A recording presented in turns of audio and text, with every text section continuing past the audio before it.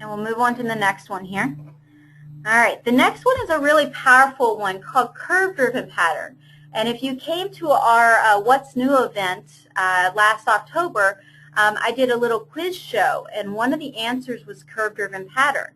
And we were really surprised that nobody got the answer.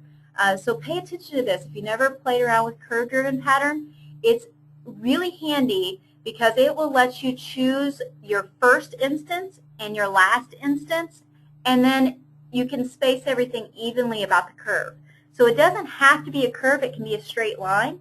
But the nice thing about it is that you can do the equal spacing with the curve-driven pattern, whereas with the linear pattern you cannot. So let me go ahead and show that one.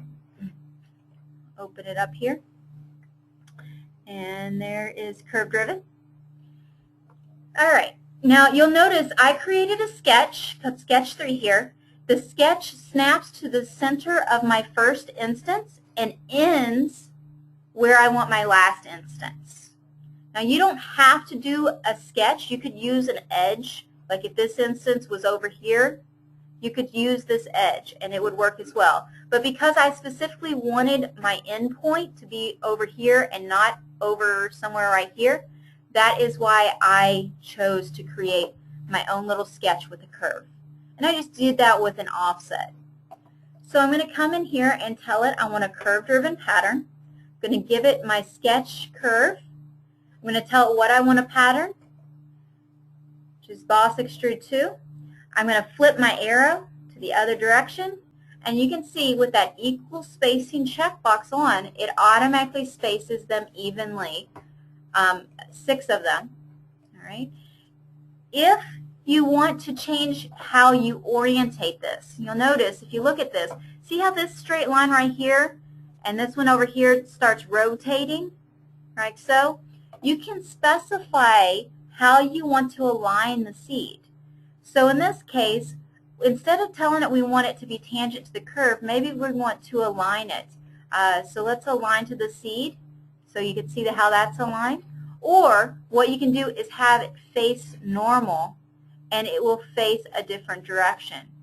So let's say we want to have this one and we wanted it to have this face. Come on. Maybe we'll do surface. Not working. All right, the normal face isn't working in this example.